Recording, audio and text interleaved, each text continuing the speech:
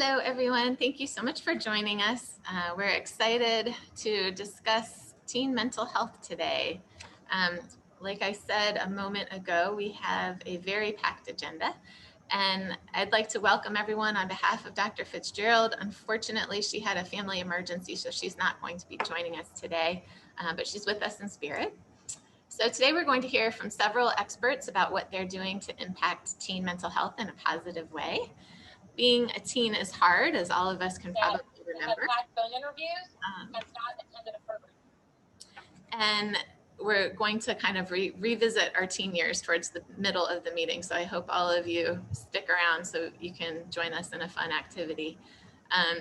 The number of young people reporting poor mental health is increasing. COVID-19 has brought even more stressors for our teens, and symptoms of anxiety and depression are rising with this population more than any other. We're so excited to hear what leaders of all ages are doing across the state to address this. And to get things started, please welcome Dr. Gabe Coopermink from GSU to provide an overview of this question and share some of his work. As a quick reminder, if you have any questions for Dr. Coopermink or any of our guests, please put those in the chat. We'll follow this meeting with a follow-up document like we always do and send it out to everyone with all of your questions asked as well, or answered, as well as some of the resources that are discussed in the meeting and the meeting recording. Dr. Coopermink. Oh, hi everybody. Thanks for having me. It's exciting to get a chance to speak with y'all this morning. So I'm a professor in psychology and public health at Georgia State University, and I'm a community psychologist. So, you know, a lot of what you'll hear from me today really takes the perspective of prevention and resilience and positive youth development. We go to the next slide. So I just want to spend the next 10-15 minutes with you talking a little bit, starting with conceptualizing adolescence, talking a little bit about some of the trends that we've been seeing in mental health overall, and then specific to the COVID pandemic, and then share with you some of the work that I've been doing around promoting resilience in the context of mentoring and after-school programs. So can we go to the next slide? Thanks. So when we think about adolescence, I'm not going to get into defining, you know, what year does it start and what year does it end or anything, but really focusing on, you know, how adolescence has been conceptualized over the many years. And, you know, and we've tended to have this perception of adolescence as being this kind of a troubled time that you know, it's a time when kids are getting in all kinds of trouble and you got to really watch them and all of these kinds of things. And we could probably trace some of that all the way back to Aristotle, who wrote that young people are in a condition like permanent intoxication. In some ways, I think, you know, thinking of that in a positive way, like it's a time of a lot of adventure and a lot of growing and things like that. G. Stanley Hall, who's kind of credited as being one of the, you know, the person who introduced the study of adolescence in psychology and psychiatry, also introduced this idea of storm and stress. And so the idea that adolescence is when the very worst and the best impulses in the human soul struggle against each other. Another person, Anna Freud, who followed in her father's footsteps, developing the theories of psychoanalysis, but also really made her mark in studying children and adolescents, really saw adolescence as being a period of disequilibrium. And so in her way of thinking, normal development was what we would think of as being kind of abnormal. So despair and lethargy and altruism, and then going back and forth with enthusiasm and energy and things along those lines. Obviously, I'm skipping through a lot of other obvious people like Erik Erikson and some others, but coming a little bit closer to contemporary work, Jeffrey Arnett did some studies looking at this idea of storm and stress and really found that it's much more nuanced than that. So storm and stress is characteristic of a lot of adolescents, but it's not a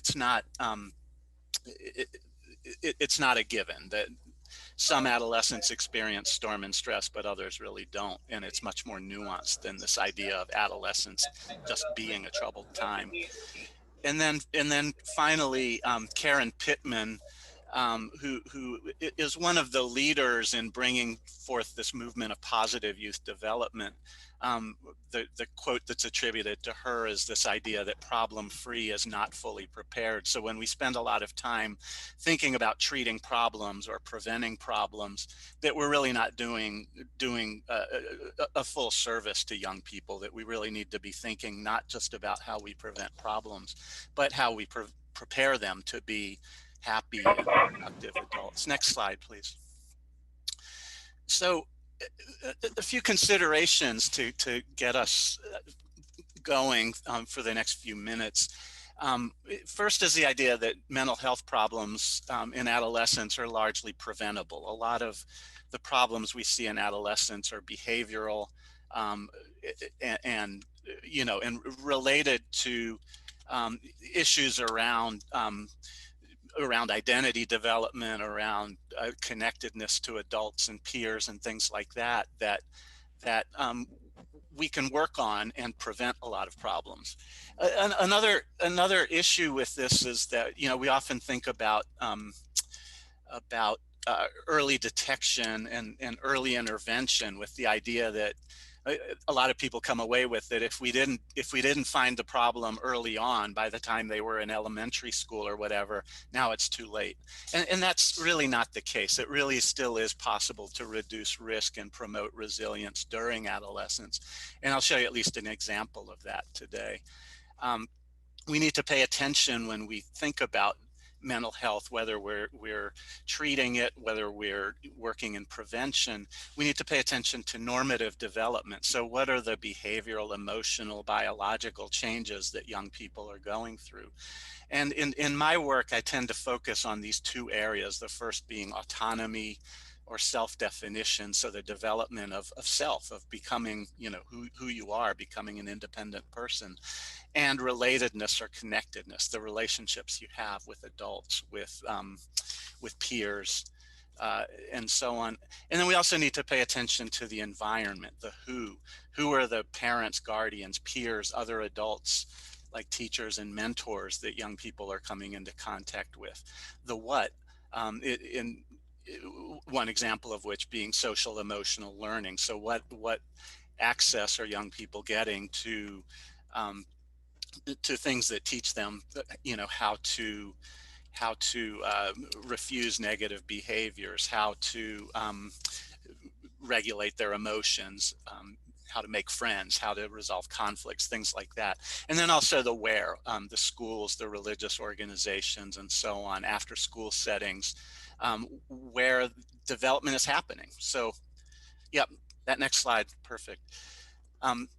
Turning to some trends in adolescent mental health, here's some data from the CDC's Youth Risk Behavior Survey spanning 2009 to 2019.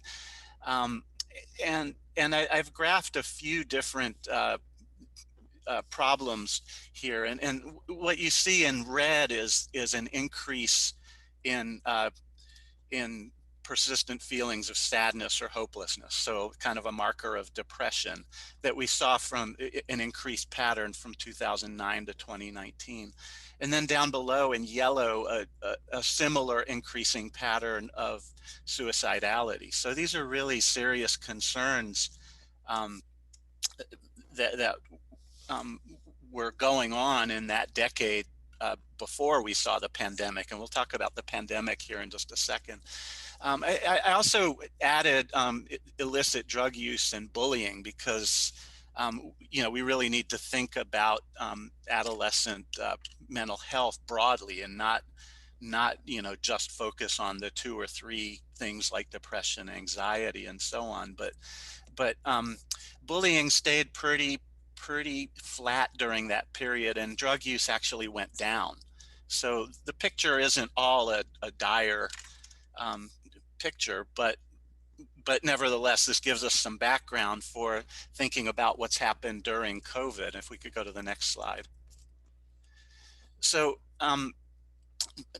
just point to a couple of studies. There was a systematic review that just came out by Jones and colleagues that looked at 15 or 20 studies and found higher rates of anxiety, depression, and stress due to the pandemic, and higher frequency of alcohol and cannabis use. So that pattern of increase in anxiety and depression, similar to what we were already seeing before, and then maybe a troubling new pattern of increased frequency of alcohol and cannabis use, but it's 1 year, so we don't know what to make of it. They also pointed to some groups that are at particularly high risk. So LGBTQ youth, maltreated youth, youth with prior diagnoses.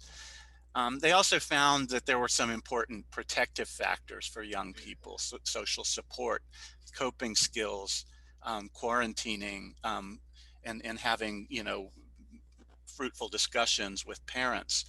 Um, Another study by Hofstad and Augusti really made the point that if we're really going to try to understand these rates of mental health problems, we also need to pay attention to the rates prior to the pandemic. So that's why I was showing you that previous slide, that some of the increases that we're seeing are probably due to the pandemic, but they're also part of a pattern that we were seeing already. Okay, next slide, please. Another set of studies, I think really important studies by Sunya Luther and her colleagues.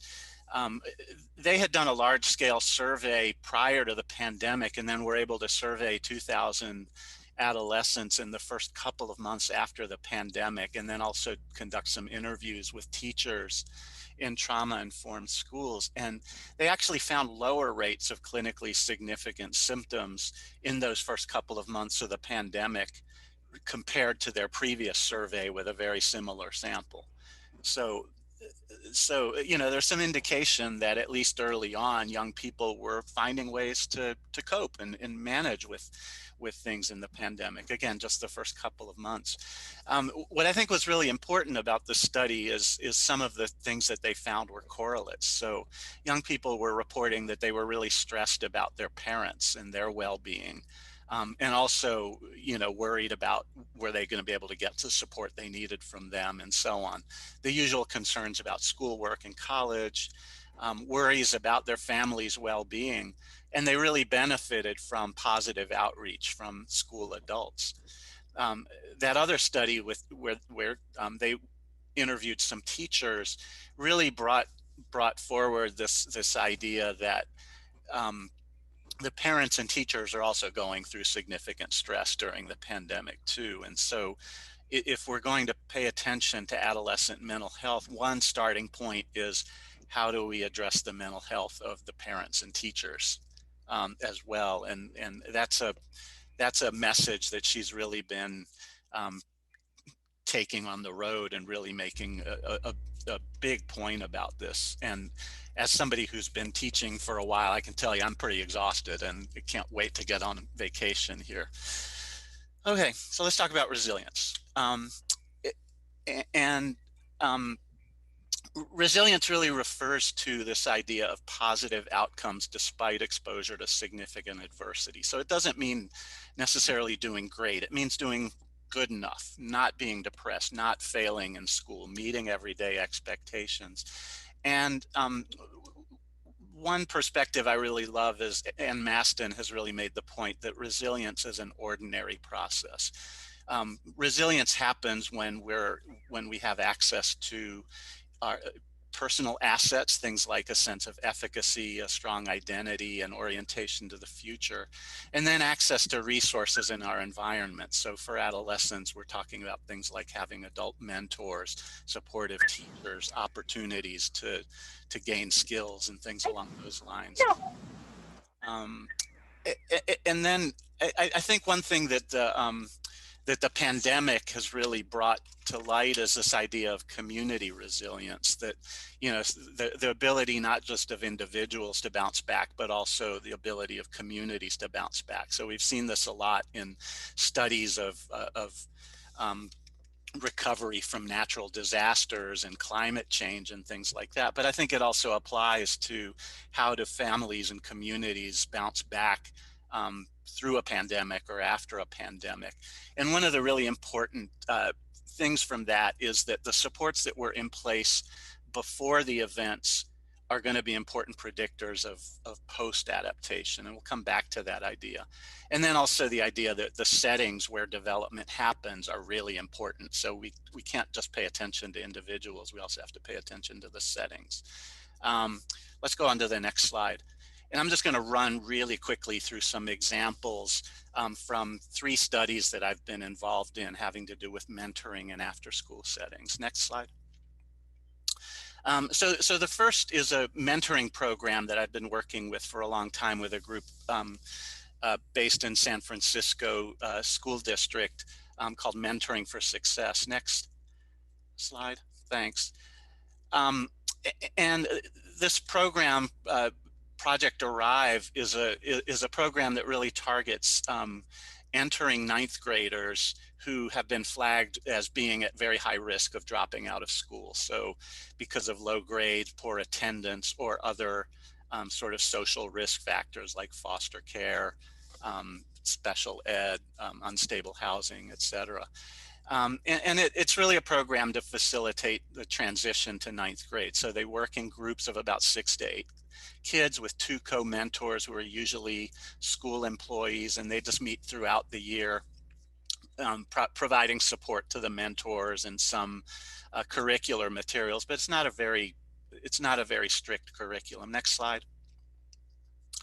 And without going into a whole lot of detail, what I wanted to show is that we looked at these resilience resources. So these are the external resources, and found that kids who participated in the program got benefits across a whole range of them. They felt supported by teachers, they felt a sense of belonging, they felt what they were doing is meaningful, positive peer relationships. And next slide. We also looked at internal assets and found one area where the program really helped to build was problem solving skills. So the program was really helping with these factors that seem to contribute to resilience. If we can go to the next slide. This was our big finding in terms of behavioral things. We were really focused on academics in this study. And what we found was that the students, and these are kids who are at high risk of dropping out. By the end of 10th grade, a whole year after the program ended, they were on track to graduate. Whereas the comparison students who were, similar to them, but not in the program, had fallen about a half semester behind. Next slide. We found a little bit of an advantage with attendance. And next slide. So even though they were sticking with it and they were progressing in school, their grades weren't getting any better. So we made a lot of progress, but there's still some room to improve. So let me go to the next slide. I know I'm doing a very fast tour here through some studies, but I also had a chance to work with Boys and Girls Clubs of America on some of their national data.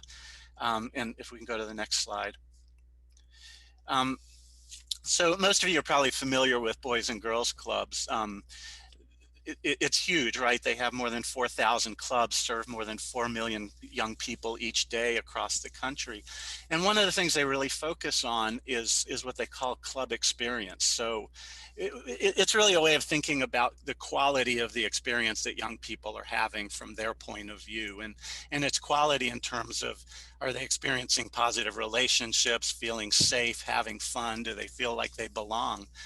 And what we found in one study was that the kinds of things that explain, help predict young people having this kind of positive club experience was developmentally appropriate staff relational practices, engagement with families and the communities in school, and identification with youth. So kind of knowing what the kids are going through, having a good feel for adolescent development.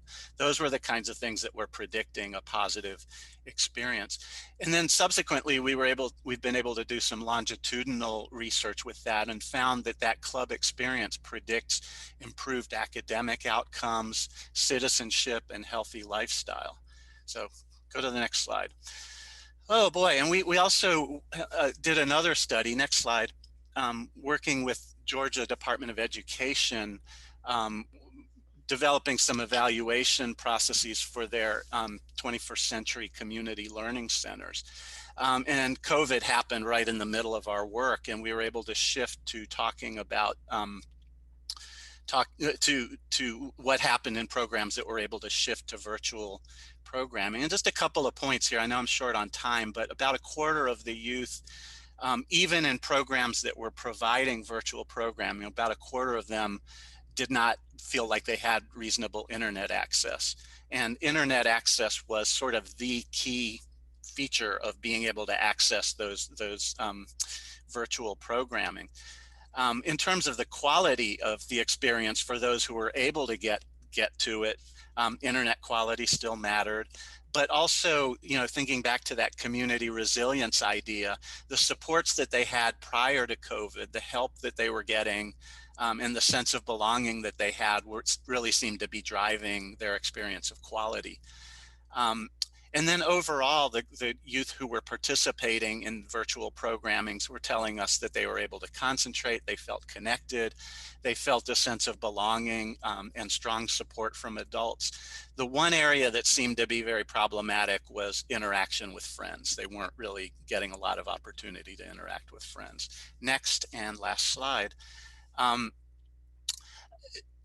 just want to end with some takeaways, I think, which the main ones being that creating a supportive context really matters, that the experiences that young people have in settings like mentoring and after-school programs really have implications for development, and that we can promote positive experience through really thoughtful staff training and workforce development, integrating with families and communities.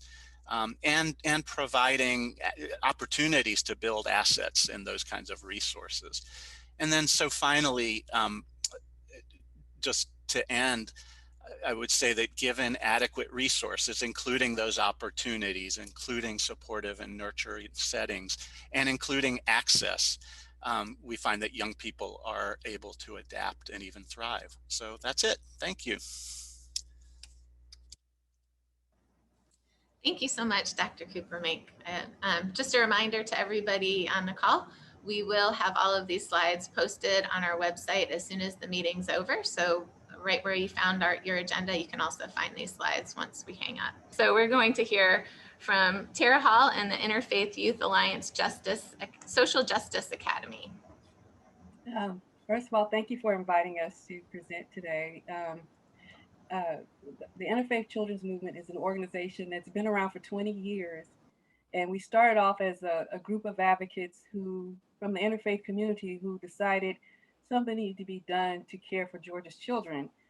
There was a lot of buzz about certain laws that weren't being passed, and a lot of concern about specific advocacy issues such as the rise of sex trafficking of children and the lack of healthcare for kids and so many different issues. And so at that point, a decision was made that we needed to do something. And so the Interfaith Children's Movement was birthed out of the group of concerned child advocates from the interfaith community who wanted to resolve these issues. And so from there, we've grown and have provided information and resources and engagement and grassroots work throughout the state of Georgia, ensuring that Georgia's children and their families are empowered and that they have rights, and that these issues that are specific to children that have not been addressed have been addressed in terms of laws and so forth. So currently where we are fast forwarding is we believe that children have to be seen and heard. And through our throughout our organization, we've realized that we need to better engage young people in our work. And so to do that, we came up with engaging children in our Interfaith Youth Alliance Academy for Social Justice. And simply put, that is taking all of our interfaith partners and collaborative partners, some of you who are on this call even, and the community at large, and bringing children to the table and allow them to express their concerns about issue-specific advocacy areas that are near and dear to them, whether it's directly impacting them or indirectly impacting them. And some of those areas include juvenile justice issues. They include childhood poverty. They include childhood health care, which includes mental health. It includes, again, this child abuse and prevention, and so many different areas that that impact children, including, educational disparities, and with all that's been going on with COVID, and even with what we've seen in our nation on the news in terms of some of the racial injustices that's happened in terms of the deaths of persons.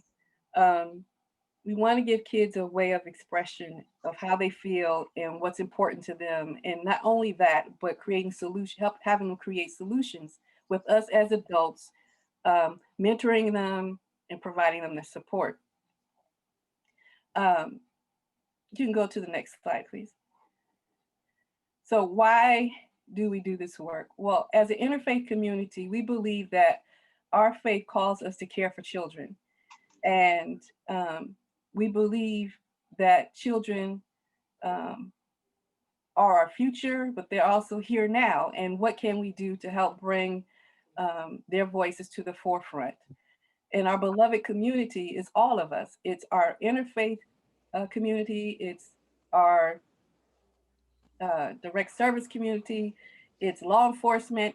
It's everyone at the table to come together and have conversations about what the needs of children are, what's being done and what's not being done, and creating positive solutions to make sure our beloved community is cared for, with the focus on children and their families. And we also believe that our children collectively have a voice that's stronger than any of us as adults can say or do. And that when you hear directly from children about the issues that impact them directly, how can they be ignored? So we want to give that platform for young people to be able to speak and use their creative means of expression on bringing voice to those specific areas. And because we're interfaith, we're talking about working with children to learn and appreciate the diversity of the Youth Alliance, of all the kids that come to the table. That everyone doesn't look alike. Their beliefs are different. Their cultures may be different, but we have one thing in common, and that we're human, and that there are issues that impact all of us, and how collectively can we come together to resolve those. And so our core action areas that I mentioned were in those particular advocacy areas in terms of poverty, child safety and protection, juvenile justice, the environmental issues, various advocacy issues that kids can select from. The unique thing about that is that while kids are in the Social Justice Academy, which actually starts on Saturday through the end of the year in preparation for Youth Day at the Capitol in January, that these kids will come together. We will inform them about the stats, the data of the particular issues that are important to them and the particular issues that are going on in those core action areas. We're going to engage them in conversations, engage them in the work itself and using that engagement as a way of empowering them and helping them to advocate for themselves and for others and bring in power to their voices. And through the Social Justice Academy, the young people will be able to use creative means of expression through dance or through music or through the arts in any form of fashion, photography, spoken word, whatever it is that they want to have fun with in the academy. They can apply what they've learned and use that as their social justice project at the end of the academy session, where we will celebrate their accomplishments and where we will share their presentations throughout our networks, and most importantly, before the legislators, when the upcoming session comes in January, to say, you know, we are kids, these laws impact us, and we want you to know how we feel about it, why we feel this way about it, and what we feel needs to be done about it. And we really are excited about the momentum that this advocacy uh, academy, I mean, the Social Justice Academy has gained. We've already gotten a number of youth participate. We even have some adults who said, "Do you have a class for the adults?" So we're very excited about it. But we really believe that our kids are leaders now, and preparing them for the future.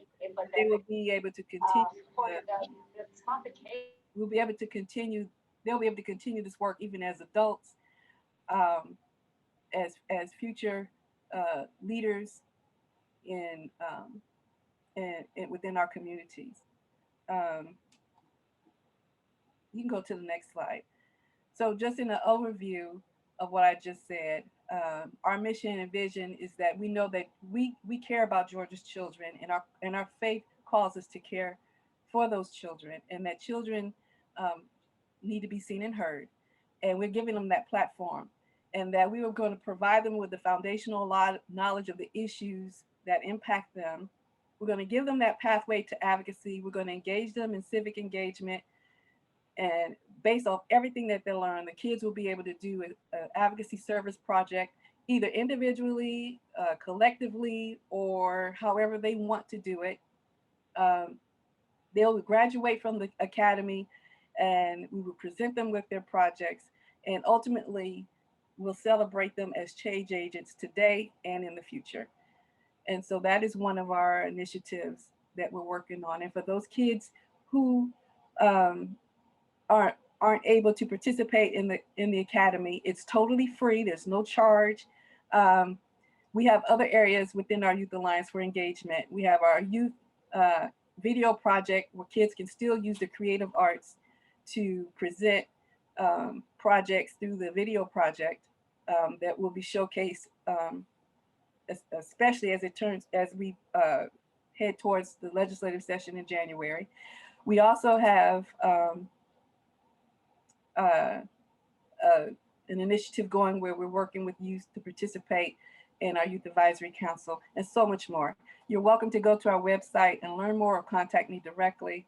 And I know I'm out of time, so thank you for allowing us to present what we're doing with our youth in terms of elevating our youth voices. Thank you so much. I appreciate your presentation. And now Tina Savannah, the Georgia campaign for adolescent power and potential. And we're also going to talk a little bit about the Teen Mental Health Collective from Vox ATL and the community resiliency model that Cami Wolf Rice is working on through her foundation, the Christopher Wolf Crusade and Usher's New Look.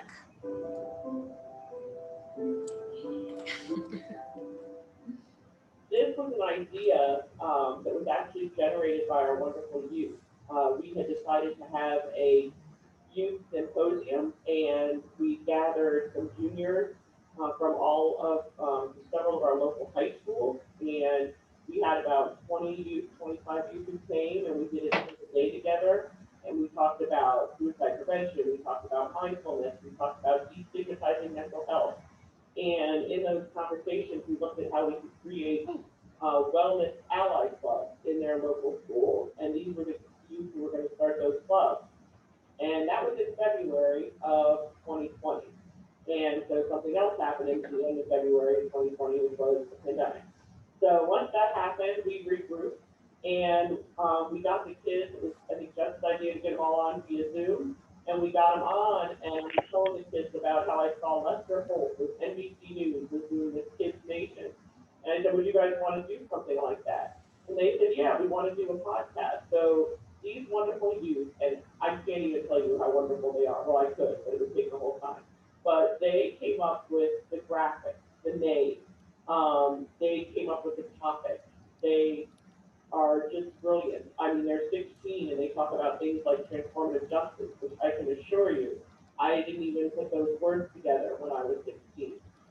They are truly remarkable individuals, and I encourage all of them to become our next Supreme Court justices. We originally started Teenish as a way to have a sense of commentary, not only for the pandemic, but also the youth's role in the pandemic, because at the time, a lot of our voices and a lot of the laws that they were implementing that's supposed to represent us didn't actually represent us. It was trying to control us. And we wanted to change that. And so we originally started this podcast to comment against our school district treatment of the COVID-19 pandemic with our schooling. And that led into us speaking about our uniforms and how that plays into our sense of personality and identity within public schools, because do we even really have one, let's be honest. Anyway, that led into the racism pandemic, because we were in the height of the George Floyd protests and our role as youth within that, because youth led that and youth continue to change the minds of adults who refuse to acknowledge that there is a racism pandemic in play and still in play within the United States. Kennedy, Sarah, all of them, they all 18. I'm still the youngest one here. So I'm probably the last one who could really do anything. They could still be in it, of course, but they might have big time to do other stuff. Kennedy going to college, so it will probably be kind of harder for them to break in time for us to do more with the podcast. I want to see us have more of a popularity thing, like a radio interview kind of thing, people listen to those all the time. I want to see us grow into a bigger thing and have more of an upholding on the community. And for everybody to be able to see, okay, they're talking about things that's going on in life that most people don't talk about. One of the great outcomes has been when we were given this opportunity to interview public figures. They were impressed by these kids too. Kennedy herself was actually interviewing one of our former mayors. And after interviewing with her, he was so impressed. He asked her to sit on his task force that was being started by the current mayor in regards to racial injustice in Savannah. So these are people that have a long-lasting influence throughout our community, and they're getting an opportunity to hear these voices that are not being heard and be able to bring forth their opinions and make change because of it. These kids were instrumental in talking to one of the school board members and calling out the fact that the school board was not asking kids what they want to do with their own education. They were asking the teachers, they were asking the parents, they were asking community members. They didn't ask the kids. These kids made noise about it, and the change was made. Just check out the Teenish podcast on YouTube and our Facebook page and Instagram, Teenish912, and you can stay up to date with all of their goings-on as they are going about and moving on to college, but they're still going to keep their hearts with that 912 Teenish, of course. And also, if you want to have any kids join, you can go to our YouTube page or our Facebook and our Instagram, and our contact information is on there. And it's really just an email away. We want to make sure that everyone's voice is heard, and we love to have new topics and new ideas.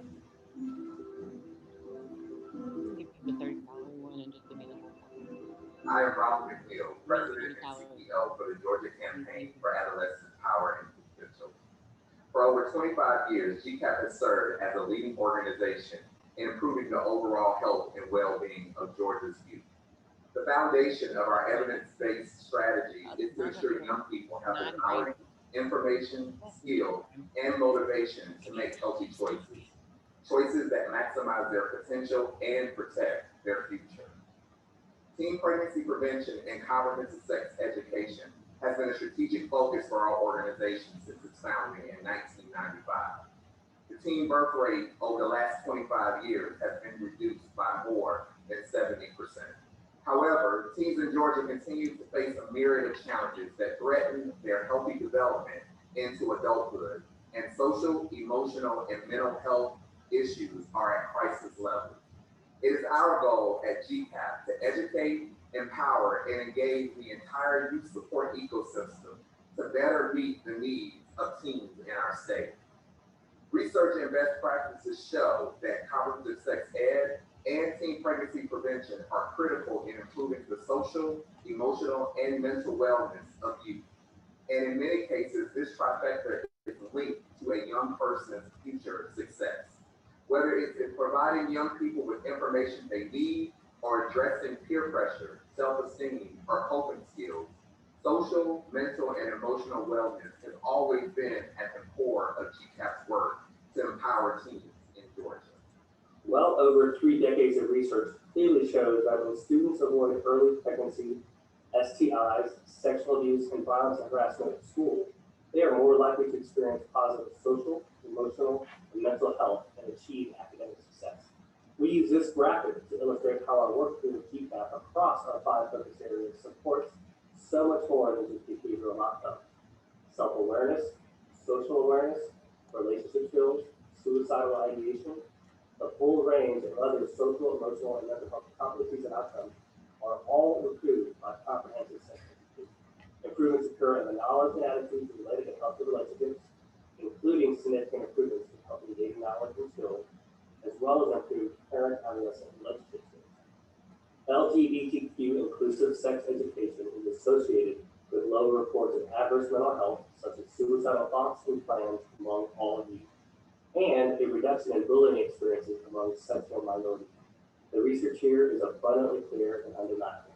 The kind of conversations we have about mental health, about how serious it is, it can still be difficult to talk about how you're feeling because these are such negative emotions and negative feelings, and talking about them with an environment you want to keep positive or neutral, because a lot of kids just want to laugh and have fun and have things be less chaotic, and introducing those negative feelings can feel like they're drowning down the atmosphere a little bit. CSC can help build autonomy, build confidence. It can help build and maintain positive relationships with better communication.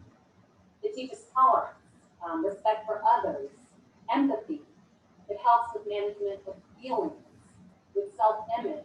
When age-appropriate sexual abuse prevention efforts are provided in early grades, young children can develop self-protective knowledge, skills, and intentions. And this contributes to increased reporting of sexual abuse and knowledge of how to respond in a dangerous situation. So I think it's really too normalized among my peers, among my friends, to feel down, to be having these extreme levels of anxiety and stress, leading to things that really negatively impact our wellness. So as communities, we can come together to create a safe space for young people. We can make these important community connections between teachers and students, between counselors and students, and among peers as well, to create, again, safe spaces so that these teens, these young people will feel happy, safe, protected, and that will in turn help the mental wellness. It all comes down to feeling happy and protected. And with that, with our safe spaces, with our community connections, that will in turn help the mental wellness, which is really important. Now, we understand that schools and after-school programs are important, but it's not the only setting where young people can have positive mental health outcomes. And so equally important are parents. And we have to arm our parents with the resources and the skills that they need to be successful as well. And this is really where our Parents Toolkit comes into play. I absolutely love the Parents Toolkit. It's an online resource for parents and caregivers alike and has a great amount of information that really helps parents navigate through difficult conversations and situations that young people will face and encounter. It can be downloaded, disseminated, and it's a great community resource and parents absolutely love it. Open and honest communication is so important. That's what I love about the Parents Toolkit. It really provides a buffer against a lot of these social and emotional and mental health challenges that young people face. We have a great mental health series within our toolkit, and we're constantly adding more and more information. It's something that parents enjoy and love, and they're constantly asking for more.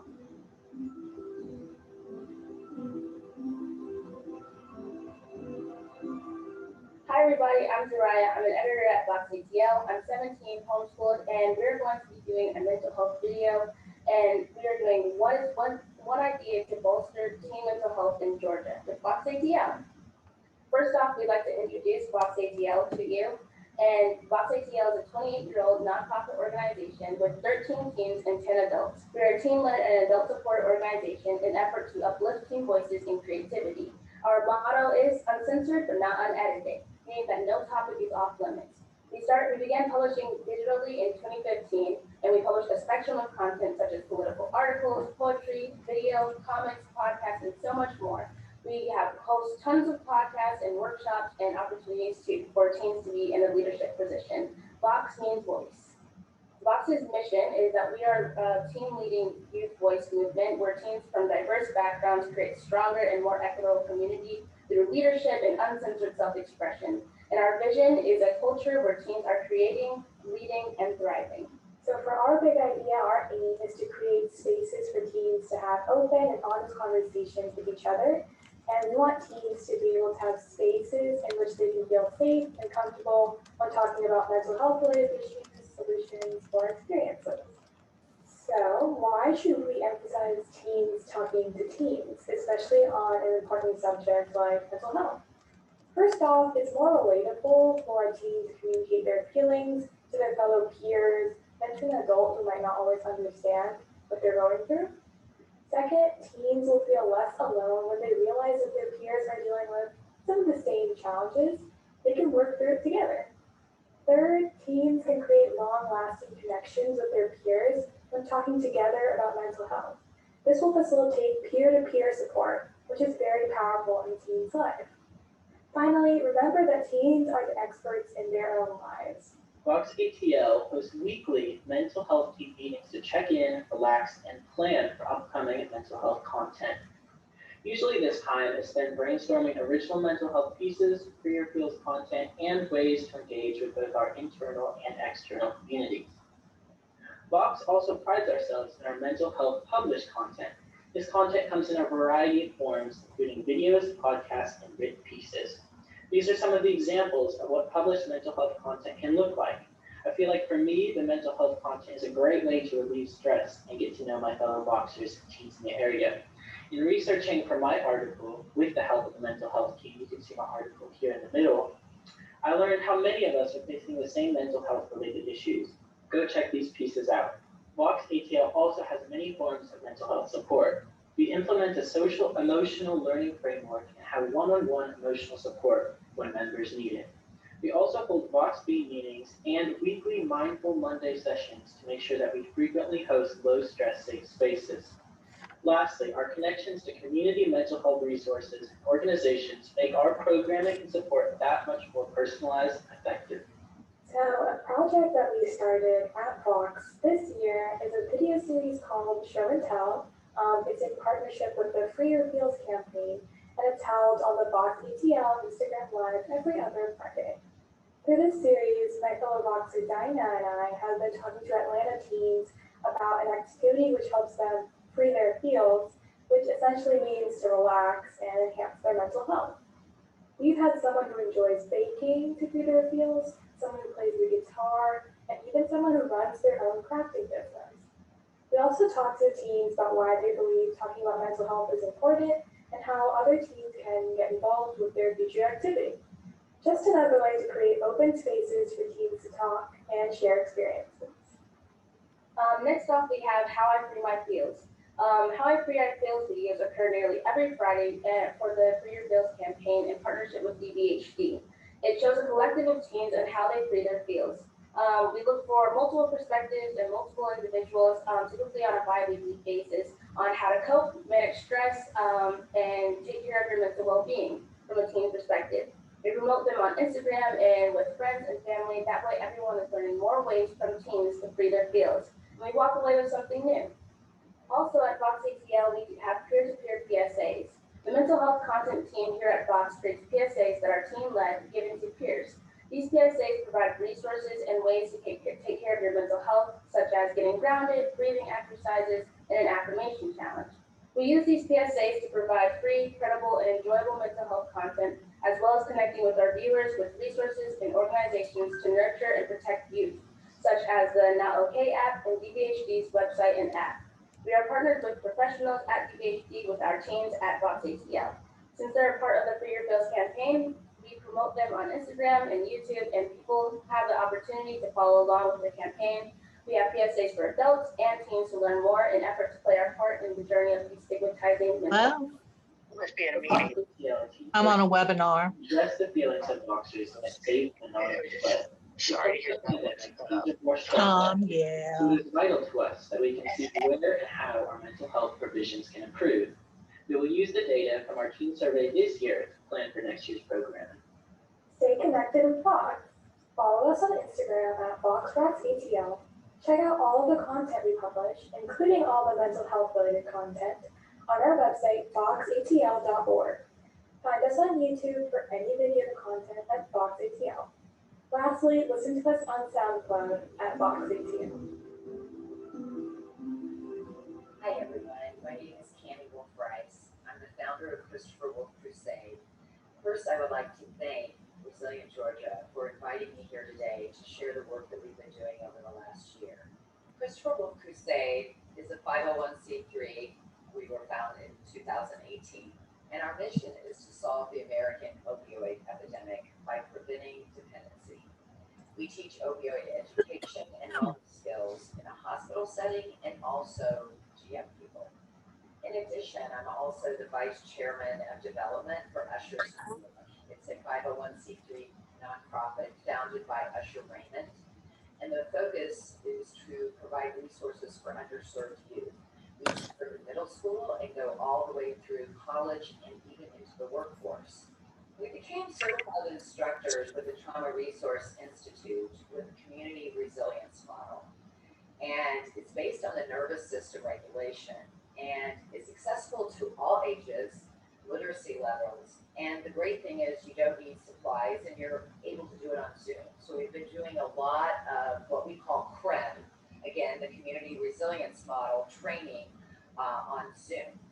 And honestly, it helps with anxiety, stress, depression, and PTSD. So at CWC, we thought, you know what, now's the time to really share this with our youth at Usher's New Look. We're seeing our youth being much more open to talk about being depressed and to talk about having anxiety. And so I feel like we're turning a corner and getting away from that stigma of mental illness or mental wellness. It's okay to say, I don't feel good, I'm depressed, what can I do to make myself feel better? To give just a slight introduction to the Prem Model, it's about staying in your resilience zone. And you're just going through life, and then all of a sudden something happens, and it spikes you either up, out of your resilience zone, and you're angry, and you're mad, and you're just on fire, or something can happen to pull you down below, in the low zone of your resilience zone, and you're crying, and you're depressed, and you're in fetal position and can't get out of it. And the important piece to the CREM techniques that we teach is that you don't get stuck in that high zone, or you don't get stuck in the low zone. You're able to work through the techniques to bring you back into that okay resilience zone. And the thing I will say is the techniques are simple and they work. Opioid overdoses are up 40% in the state of Georgia and throughout the country. And so we thought it was imperative to not only talk about how to deal with anxiety, stress, and depression with the youth, but to also talk about the dangers of self-medicating. And then we had the George Floyd incident. And you know, it was just one thing after another. COVID and then George Floyd incident, and most of our youth with Usher's New Look are African American. And so we thought it was imperative again to integrate in the conversation around racial inequity. And really, I think the best part about this conversation was giving the youth a platform to talk about how they feel, the fears that they have, the frustrations that they have. And what was interesting is when we did open up that platform, it started a conversation of what can they do to make a difference? What can they do to take action on the issue that we have in this country. And so I think just allowing them that space to talk about what else is true and to share their experiences, I think really made a difference. One of the quotes that I received after the training with the college students, and I'm going to read it because it really, really touched my heart. I haven't felt this great in a really long time. I'm excited to drop off that heavy book bag I've been carrying around forever. It's exciting to be able to find life-changing skills without breaking your pockets to talk to someone. And here's a slide if you'd like to really check us out to see what more we're doing. We have our skill sets. We have the iChill app information on our website that's free to anyone. And the kids, by the way, love the iChill app. So please come and visit our website at cwc.ngo. And again, thank you very much to Resilient Georgia for giving me this opportunity to share.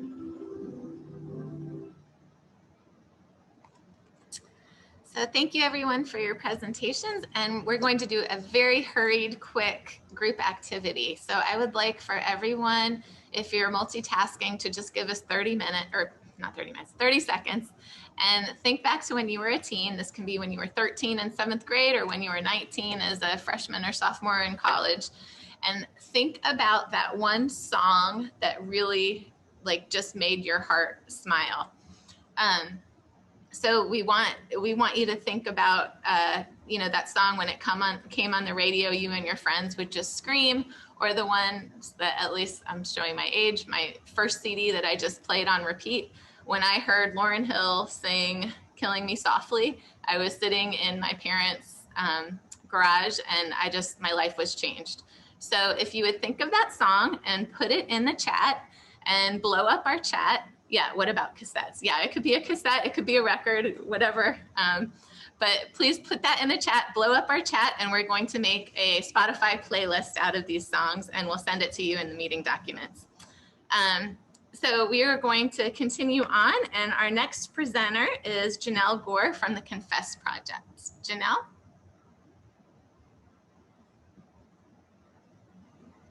Hi, Emily. Hello. Okay. Well, hi, everyone. My name is Janelle Gore. I am with the Confess Project Atlanta. We are a grassroots movement, and we cater to Black barbers, boys, and their families within barbershop settings. Our main goal with the Confess Project is to create mental health advocates within the Black community. Well, you can go to the next slide. A part of how the Confess Project was started and how it originated was through our founder, Lorenzo Lewis, and from his personal experience. The Confess Project really believes in the power of storytelling in order to create mental health advocates and ultimately reduce the stigma of mental health. And so the goal is to empower people to be able to share their stories. And so in that similar way, Lorenzo, the founder, really uses his story as a means to connect with teens specifically, and then also barbers within those barbershop settings. The Confess Project began in 2016. This is when Lorenzo knew that he recognized the need to equip a marginalized group of men of color. And so with that, that's where he thought that the barbershop setting was the best place to do that. In the way that we reach teens is through those barbers who are cutting their hair. And so to be able to train barbers to have these conversations with teens who come into their chair is really powerful, because it's equipping not only that barber, but that teen with the hope that things will be okay. Also, we equip barbers with resources and with mental health resources. And so they are able to guide teens to the correct resources that they need if they're ever feeling any type of mental health challenge that they are faced with. Our vision is a world without stigma and shame, and that really starts with having an open dialogue and conversation. The mission of the Confess Project, we are committed to building a culture of mental health for boys, men of color, and their families through capacity building, advocacy, and organizing of movement that does reduce stigma. Through that, we do trainings at Black barbershops predominantly. And these trainings we'll go into the next slide with that, Emily. So the barbershop that I've been talking about. And I don't know if everybody here is familiar with the sanctity and the power that the barbershop holds within the Black community. And so this is why that setting is so powerful for Black boys, as it's a place where they see their dads, they see their uncles, really being able to let off the pressures of the world and to be able to talk and have candid conversations. Oftentimes the barbershop is the place where a lot of Black teens will go to go get their hair cut, have conversations, and different things like that, versus going to a therapist whenever they're having any sort of mental health challenge. Suicide rates among Black teenage boys have skyrocketed and have increased, especially here in Georgia. And so that's why really being able to hone into spaces and places that they go to daily or regularly is really important in terms of trying to reach this population. So this addresses the need for their unique mental health challenges that Black teens go through on a regular. So what happens in this actual barbershop setting? Positive conversations are held where we engage different topics relating to the population who's there. And so when there is an influx of teens in the room, we really try to engage the barbers about their specific struggles and invite the teens into having these conversations too as well, so that they can understand not only from what we tell them, but straight from the source as well. So really cultivating that conversation.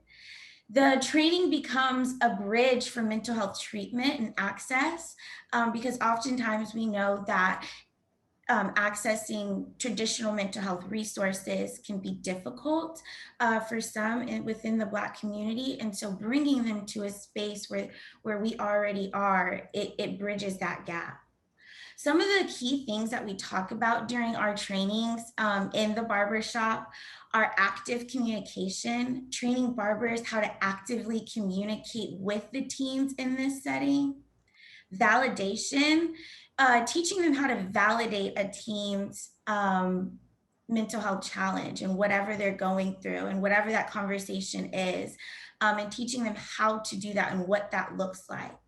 Positive communication, so responding positively, is how we are able, is something that we teach them in order to really connect with that teen or that youth. And then also the concept of mental health stigma. We bring that into the room as it's something that really plagues the Black community. And so really bringing up that conversation and trying to reduce it is how we believe that that's the best way to reduce mental health stigma ultimately. So our impact, we did a survey and these were results based on program outcomes. And so 91% stated that the program was effective in providing mental health education to everybody who's in that barbershop. It doesn't mean that if you're not a teen or if you're not a barber that you can't get something out of it. We have a lot of moms and women who are also within that setting too as well, who they felt that they gained something. 58% stated that they will seek mental health services from a professional if it was located in a barbershop. So that's something that we took that and are really considering how we can integrate actual therapists working with barbershops in order to address some of the mental health needs of Black teens.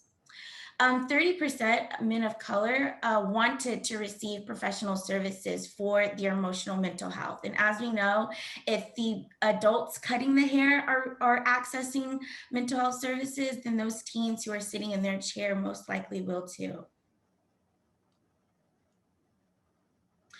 So within all of this, our goal is to create a collective community that is creating an ecosystem of Black boys who aren't ashamed of their mental health struggles.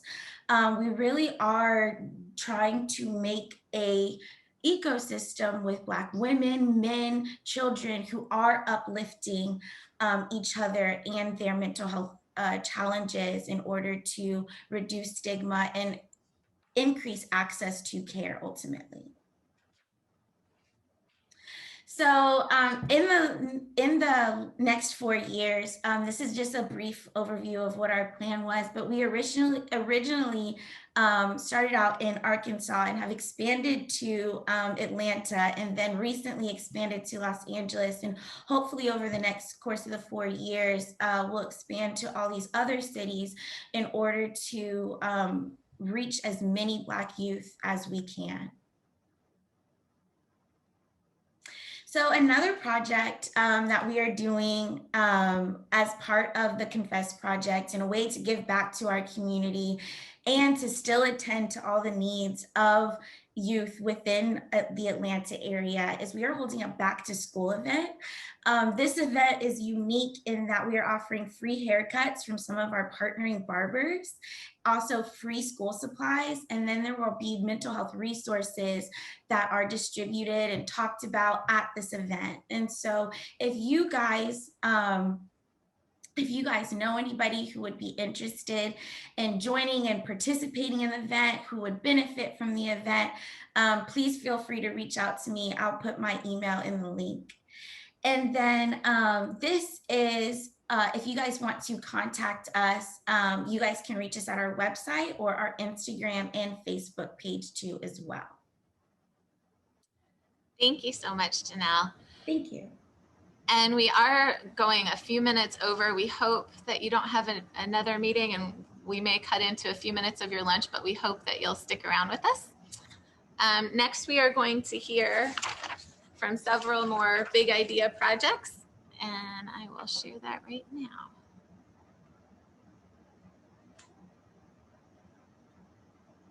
So to start out, we'll hear from Chris 180.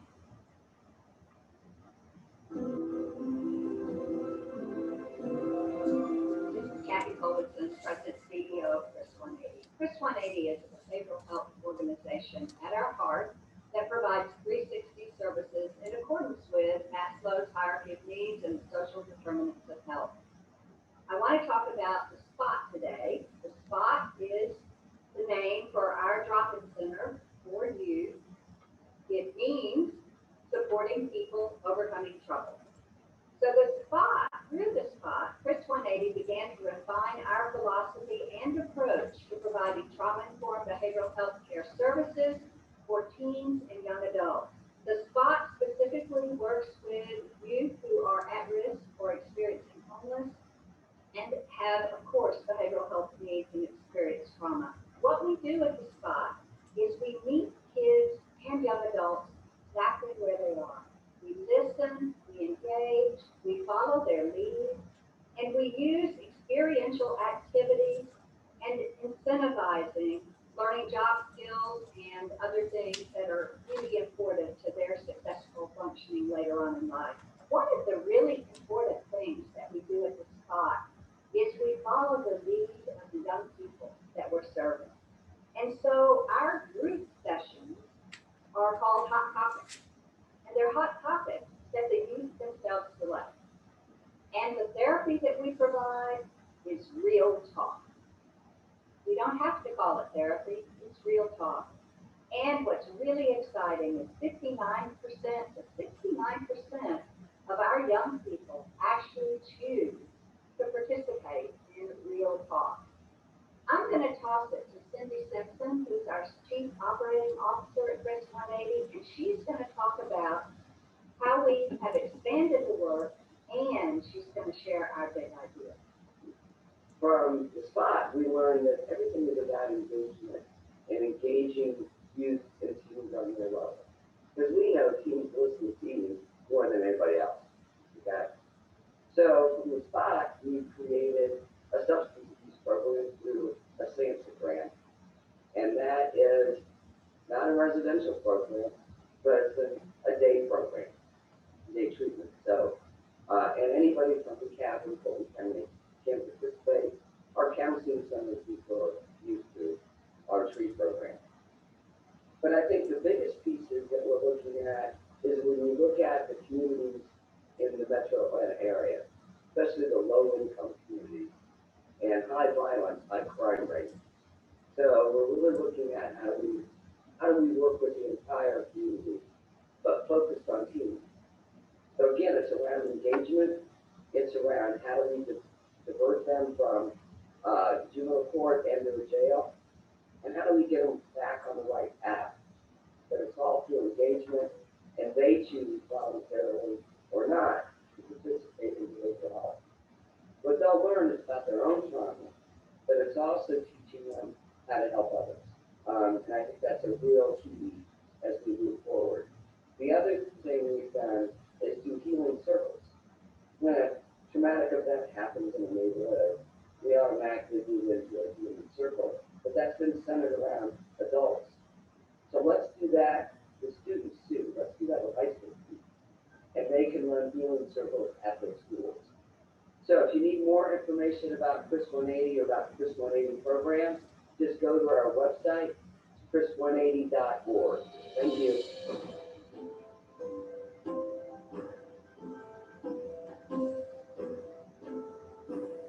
Our Resilient Teen Program is a partnership between Augusta University and several organizations in the Augusta, Georgia area. I want to tell you a little bit about that today. Our overarching goals for the program were really to prepare Augusta and our surrounding communities to address adverse childhood experiences and to build resilience and trauma-informed care. Our focus was teens 13 to 19, and you can see the 14 counties that we serve. What we ended up doing was aligning ourselves with components of the Resilient Georgia Strategic Map to promote trauma-informed practices and advancing the workforce, and also building awareness of common language. Our project partners, as you can see, are Augusta University. I'm at the Medical College. My co-PI, Dr. B. Miller, is in the Department of Social Sciences. We also connected with 8 organizations in the community: Family Connection, Child Enrichment, Safe Homes of Augusta, 100 Black Men of Augusta, the Boys and Girls Club, the Family Wide, and the Community Foundation of the CSRA, as well as the Foundation of the Medical College of Georgia. We endeavored to provide teens in the 14 counties, initially with face-to-face experiences where they could learn about ACEs as well as positive experiences and build their resilience. But with COVID, we took a different turn and we created an evidence-based curriculum that has the 5 pillars of resilience. And we partnered those with the 7 C's of resilience that are more about skill building. What we decided to do, because COVID led the way for us, is to do Zoom groups. And we have 8-week program. It's 90 minutes a week. It started out as 75 minutes, but teams wanted longer with us. We do a large group educational component, which lasts about 20 to 30 minutes. And then we do a small group, which is comprised of anywhere from 2 to 5 teams. And they're matched with medical student facilitators where they meet and discuss the educational pieces in small group. This is our agenda. We go over the program and then we start hitting on those pillars of resilience. We do address suicide and prevention, and also goal setting, living your life on purpose and with values, and building resilience. The reason we chose this topic was that we had noticed a 500% increase in patient presentation at our local emergency rooms for suicidal ideation and suicide attempts, and that was pre-pandemic. So far, we've run 3 cohorts of our Resilient Teen program. We started in April of 2020, and we just completed the 3rd cohort this month. So far, we've served 109 teens, and we've done that by our partnering with our medical students. So 64 medical students have donated their time for this endeavor. 10 of them have served as coordinators, and those are paid positions with a small stipend. And then we've had 54 small group facilitators that were also medical students. When the students engage in the Resilient Teen program, we assess them and their opinions about what are their issues. And this can be on a scale of, this is definitely a problem in my community to not at all a problem in my community. And here's just a snapshot, but they report crime, teen suicide, and parents' unemployment as the top stressors. The testimonies, I think, are really the qualitative data that we're excited about. It tells us that the program has helped them better care for themselves. It's helped them understand their feelings. It helps them to realize when they need to take a break and to understand others. And so our big idea is developing a toolkit that could be used in Georgia as well as across the United States. And our near-peer model for teen mental health fits with the data where we've learned that 47% of teens want to improve their mental health, where only 25% think an adult can learn skills to help them. So this near-peer model where we have young adult medical students helping teenagers seems to really be working. I invite you to go to our website, resilientteens.org. Thank you, everyone. And now we're very excited to welcome Dr. Doug Jackson and Dr. Ashley Owen Smith to share a little bit about their work with the juvenile justice system here in Georgia. Thank you, Emily. Can you hear me okay? Yes, ma'am. Okay, great. Hi, everybody. Thanks for being here today. We're so glad to have the opportunity to talk with you briefly about this project. It is a trauma-informed, mindfulness-based yoga intervention for youth in the juvenile justice detention centers. Next slide. Just briefly, we're going to provide a short rationale for the study and kind of how this all got started. Next. Describe the current project and then summarize some of our preliminary findings and talk about kind of our pie in the sky for the next phase. Next slide. So just briefly, a lot of you have actually already spoken to elements of this, so I don't need to restate it, but certainly mindfulness-based, body-based, somatically focused strategies like yoga are very promising for youth in the juvenile justice detention centers and really can address a lot of the limitations that some of the previous interventions have had. Particularly for youth with a history of trauma. So those include, go back one really quickly, thank you. Those include externalizing and internalizing problems, certainly having interventions that are informed by trauma, and really emphasizing the role of both the body and the mind in the treatment process. Next slide. I'm going to turn it over to my colleague, Dr. Doug Jackson at the Department of Juvenile Justice. He's going to give an overview about how this all got started. And it was all because of Doug and his wonderful colleagues at DJJ. Doug? Well, thanks. This is sort of the origin story. The way that trauma-informed yoga got to the Department of Juvenile Justice was a little unusual. Actually, it starts with me having a conversation with my meditation instructor at the Shambhala Center in Decatur. And while we were talking, Dan brought up that he was interested in starting a meditation program at the DeKalb Detention Center. And I reminded him, Dan, I actually oversee behavioral health at that center. I might be able to help out with that.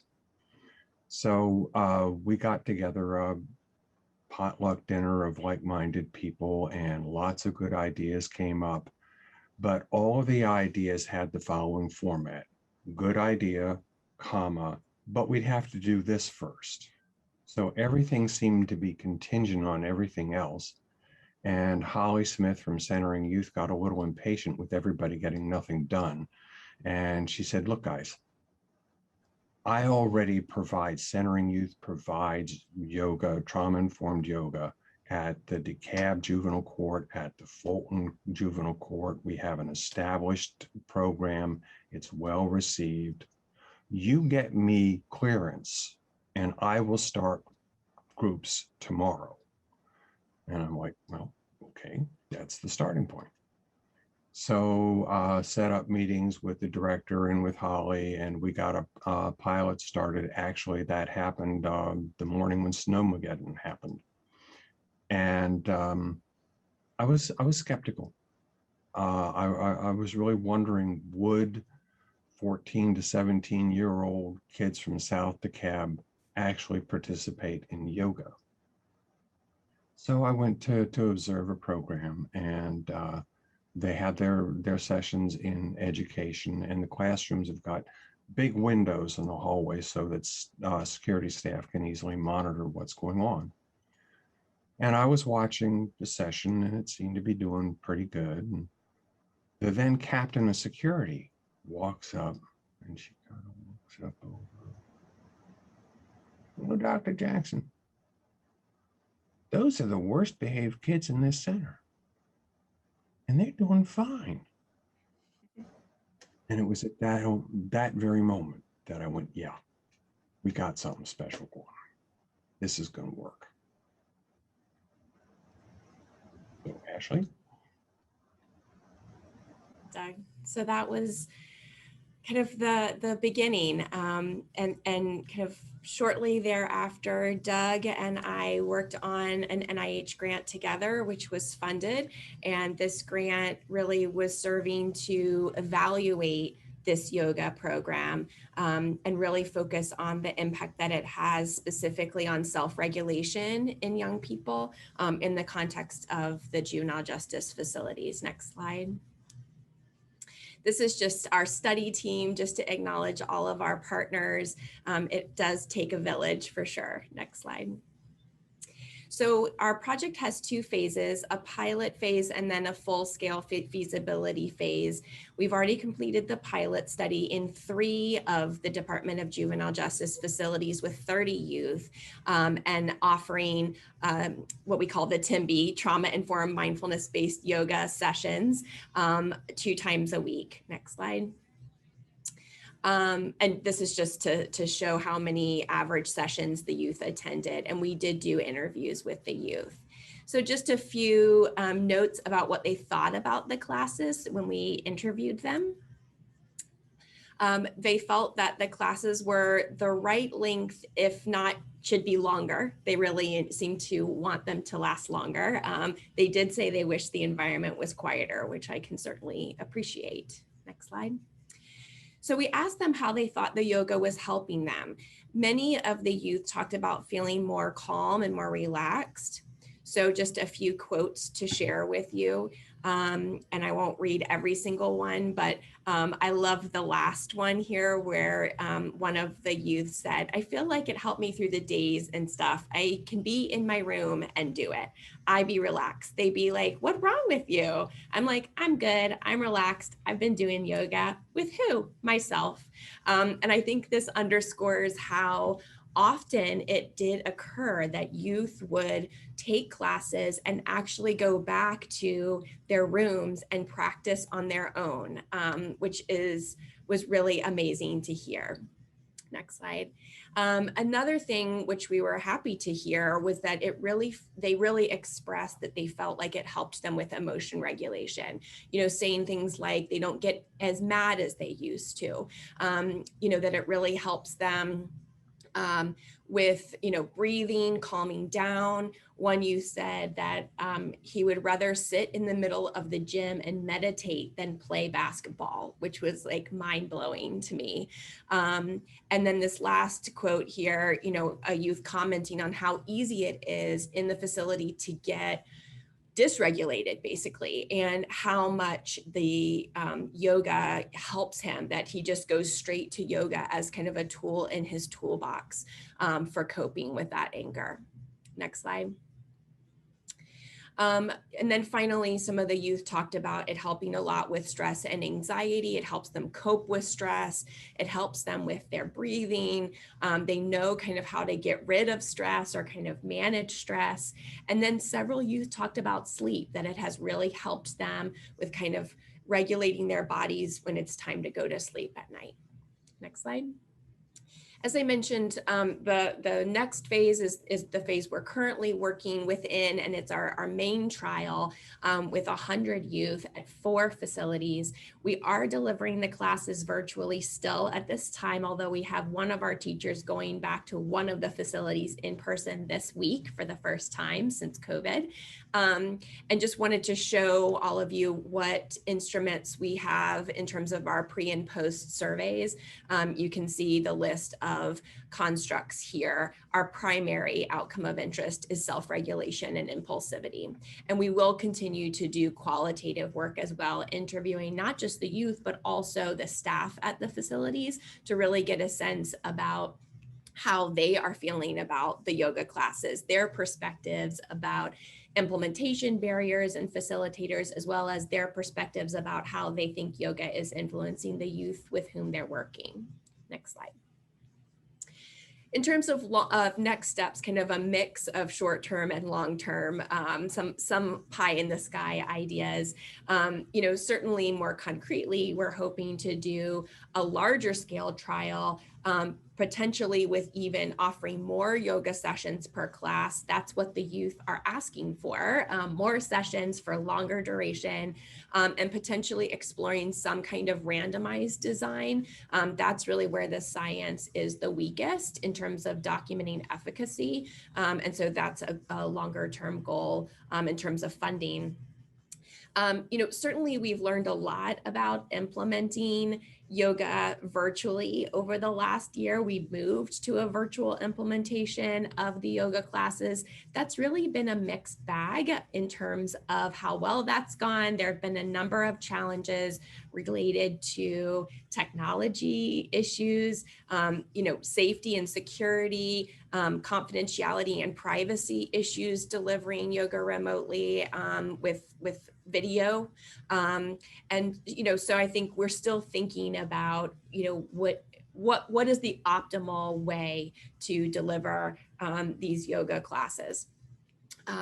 Certainly we have noticed that it is incredibly important to have the social service providers and qualified mental health professionals and other staff in the facilities kind of better trained on what we're trying to do, so that in the case of a virtual delivery particularly, we have staff in the facility on the ground who can help make sure that the goals are accomplished and that the youth feel supported. This is a whole other conversation, but making sure that the work is trauma informed really does take a village and requires all stakeholders to be on board and knowledgeable about kind of that implementation and what that looks like. This was something, Doug, you have talked about, so you can chime in here, but implementing implementing classes like this for youth post-release. I don't know if you wanted to comment on that, Doug. Well, just simply, I'm not quite sure how we do it, but usually there is a period of time for youth in the long-term centers where after they're released, they're still under our supervision. And if we can get the virtual yoga really up and running and working well, it seems to me that we could continue to provide yoga for youth after they're released to help with that very difficult transition from facilities back into the community. If we're talking pie in the sky, that's one place that I'm hoping that we'll go, because that's certainly a place where a lot of youth fall down, is that they've learned skills and they've learned how to survive inside this very phony environment of being in a YDC, and then they go back into the community and they have trouble. So supporting youth in that transition is one of the things DJJ really needs to improve. I guess also, Doug, in terms of pie in the sky, do you want to take the last bullet? Oh, well, sure. We'd love to increase the budget with the legislature. We just had some legislatures visit the centers and visit Metro, and the youth who were doing yoga did a little video for the governor's people and the legislatures, and they had some very specific complaints. They wanted to know why it was only once a week and why it was only offered to some youth. So the kids are our best advocates. It was really quite wonderful to see. Thanks, Doug. Okay, I think that's it, Emily. Would love to have additional conversation and questions and opportunities for collaboration. And, certainly just want to thank Doug and everyone at the Department of Juvenile Justice again for really leading all of this work. And it's really been because of Doug and our head yoga teacher, Holly Black. And I just am so inspired by their programming around this every day. So just wanted to thank DJJ for all of their hard work. Thank you both so much. But I'm going to go ahead and throw it over to DBHDD and Voices for Georgia's Children, talking about Free Your Feels and the Girls Empowering Movement from Health Empowers.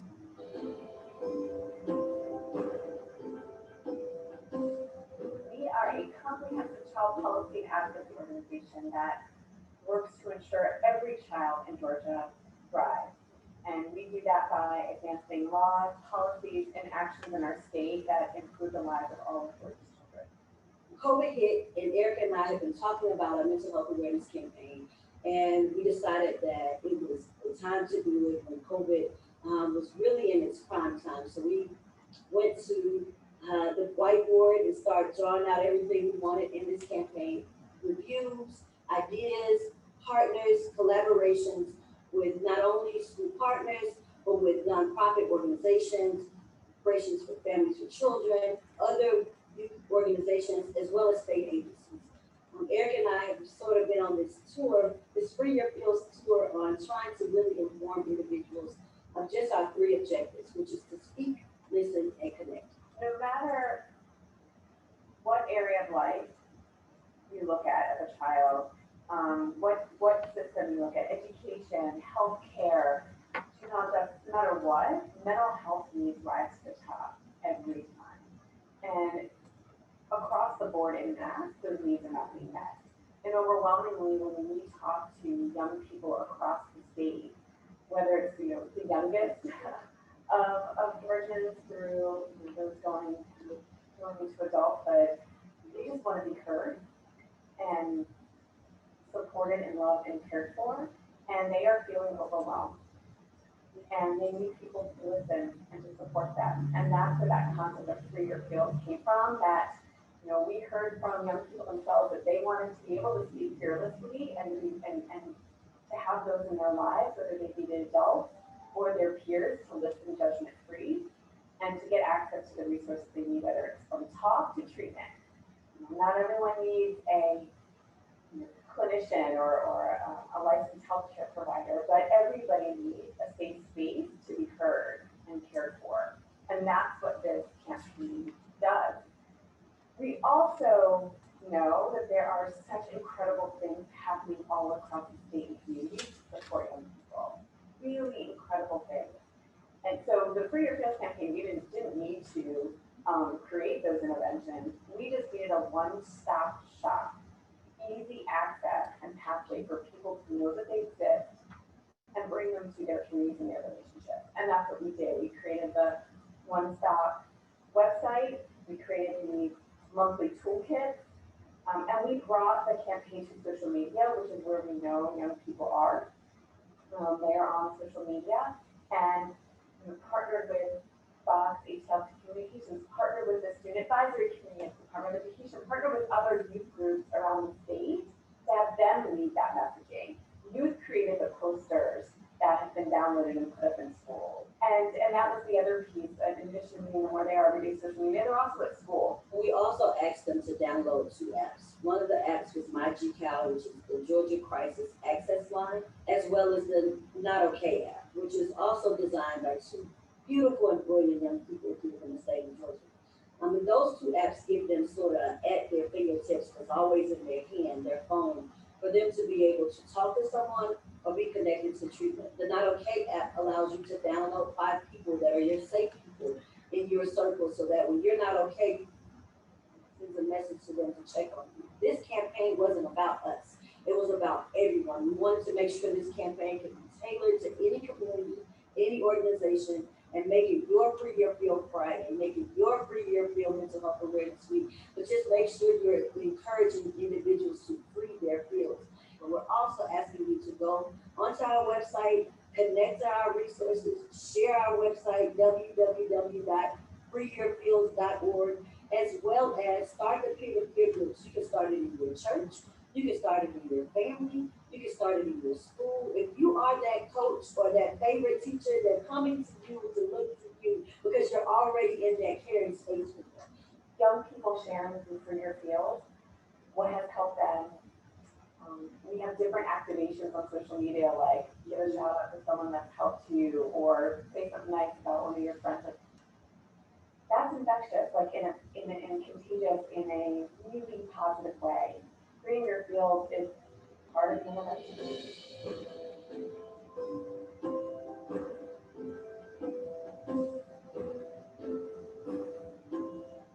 Hi, my name is Chrissy Kay. I'm a consultant with Health Empowers and the GEM Project.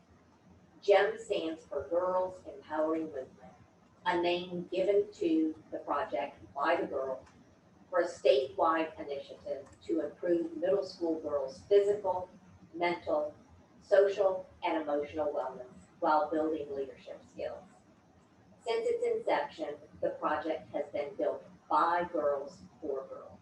And who better to tell you about the project than the girls themselves? Listen up, everyone. Right here in Georgia, we have a problem. In 5th grade, only 51% of Georgia girls have a healthy aerobic capacity. And by 12th grade, that number drops to 31%. Aerobic capacity affects our mental health and our physical endurance now, and can increase our developing opportunities in the future. So, what are we doing about it? Gym Girls Empowering Movement is a program created by Girls for Girls. We're uniting from all across Georgia to figure out how to bring almost 200,000 middle school girls together to get active in our own community. We're working to make sure that the next generation of girls has more physical active programs that make them feel more confident about themselves and their talents, and to live stronger and healthier lives. You can learn more about the movement at this website, and be on the lookout for more to come.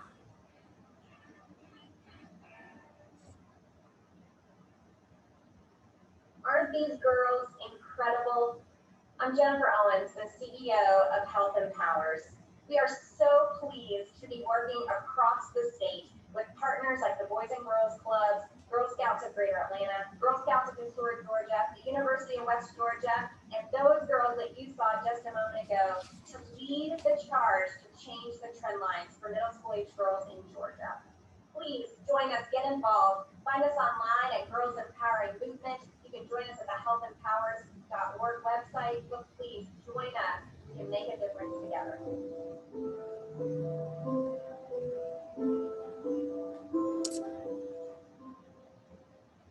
So thank you everyone for joining us. We apologize that we went a few minutes over. No matter how much we try to buffer, it always seems to happen. So I'm just gonna keep trying to get better and better at it. I apologize.